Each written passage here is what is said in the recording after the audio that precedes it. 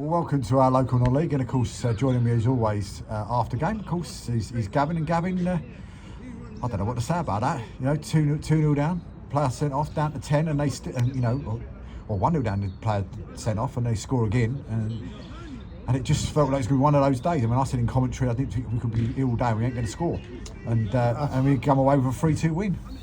I think, yeah, the last point that you made there, I think we were very wasteful in front of goal. We didn't seem to be clicking in front of goal today, and we've gone and scored 3 goals in the end. And you'd be quite right for thinking that we probably couldn't see where one was coming from. Look, I said to the boys at half time, I was actually pleased with them, even though we were 1-0 down. Our application and our work rate and our running power was there. It was all there. We just didn't have the quality in front of goal. We weren't. Even when we got in good positions, maybe the crosses weren't good enough, and when the crosses were good enough, the centre forwards weren't getting in the right positions, getting across markers, running down the middle of the goal, etc. And I sort of saw a side that was working massively hard, was mainly in the ascendancy, but the first goal for them is a gift. If you're going to do that, and you're going to do that against good experienced sides like Axe has got there,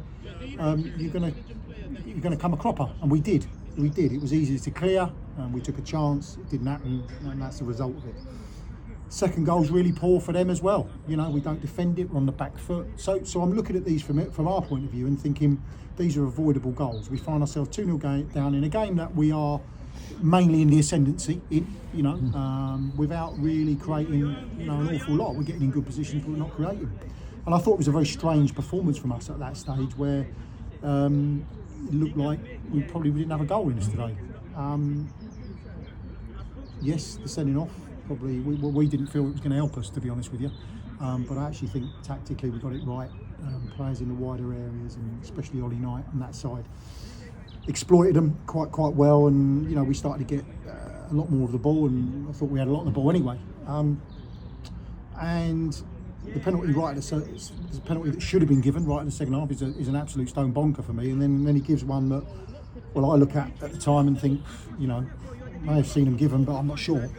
But we score it, and from that point on, we are actually very good. I thought from that point on, still creating chances, still missing chances, but we've created enough and taken a better ratio. Hips has come on and scored, and probably an unlikely winner from us from Jimbo in that respect of who scored it. But I'll take it. I think we deserved it overall in respect of the play, but if you're going to give teams and good teams a 2-0 start, you're going to have to overcome that, and I don't want to be overcoming that. I want us to be much more comfortable.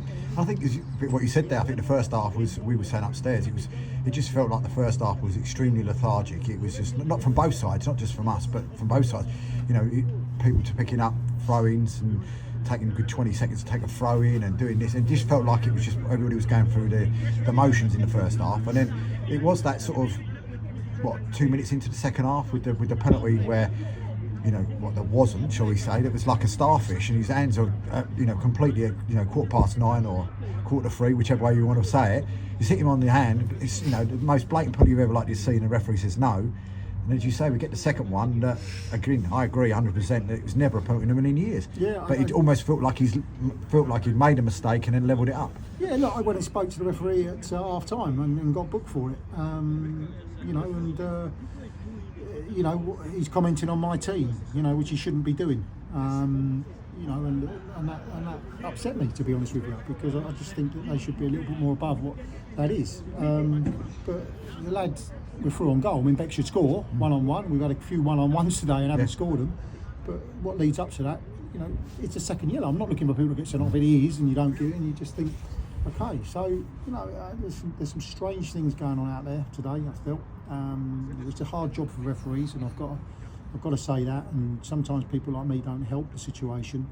But we don't need referees commenting on players. So, look, I'd rather focus on the football, really, Dave. I think we've won that, and I think we've been deservedly won that. Although we've had to do it in a really quite difficult way, I don't think anyone can deny that we're in the ascendancy for much of that game. Simple as that. Yeah, I mean, we were set upstairs. We thought probably the man of the match was either their goalkeeper or their centre half. I mean, that's what we were feeling upstairs, because he was, a couple of the saves there were outstanding, and one of them that he saved, and he gave a goal kick. It was quite sitting there scratching my head with it, to be honest with you, because it was such a great save. But you've got to be pleased though with taking away everything that's possibly happened, to be 2-0 down and then come back, and just shows you that there's real grit and determination in the team to get back. If you're in our to dressing room, that's the way you're focusing on it. Definitely. If you're in their dressing room, you feel that everything's gone against you, and I understand that. I've been where they are, and it's difficult to take. It's difficult to take. From our dressing room, we start using terms like character and desire and all those types of things, because they're easy to do in the moment.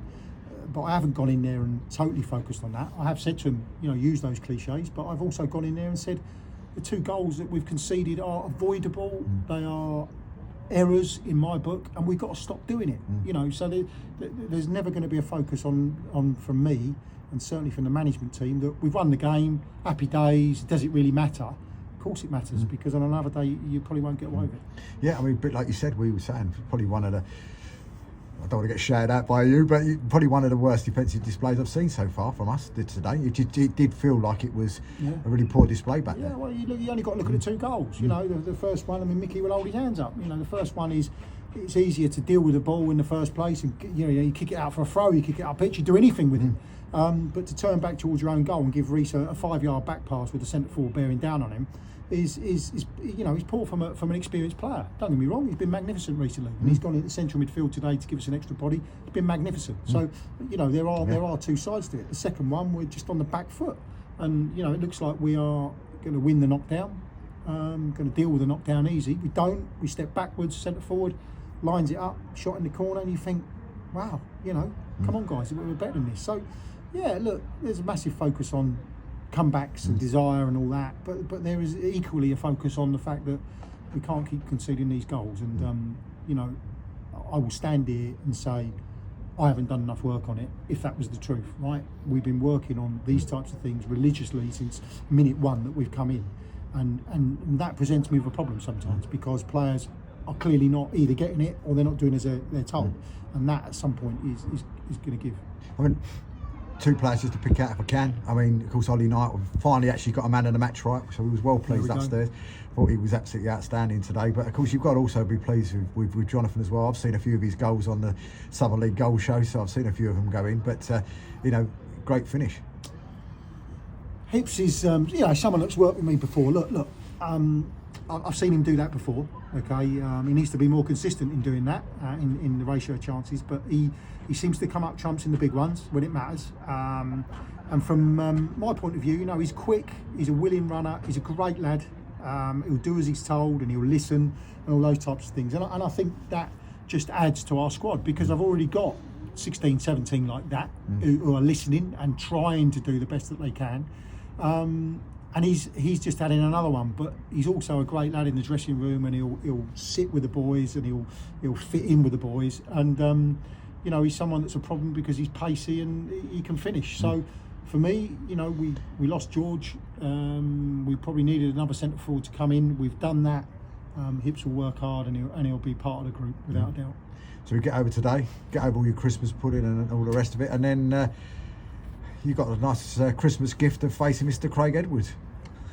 Listen, I understand that the clubs are close in proximity, and whatever's gone on before, if there has, I don't know. Look, Craig I know, Craig I respect. Craig I've spoken to on many occasions throughout the years, and Cheshunt are a good club who were at step 2 last year, and they've done very well there. So for me, look, I understand there might be, because of geography, it might be a bit more than just a game for the supporters and that. But for me, it's just another hurdle we've got to overcome, and we take the emotion out of it, and we look at Cheshunt, we give them the due respect they deserve, because Craig's side will deserve that respect, and we go about our business, and we try and look for 3 points, as simple as that. And he's a living legend. He is. Listen, you can't deny it. He's got a track record. He's taken teams up to the level above, and you've got to give him that respect. Oh, absolutely. Well, listen, Gavin, one last thing from me, and a massive thank you for this year, and of course also as well a very Merry Christmas to you. And you, mate, and to all the supporters, absolutely.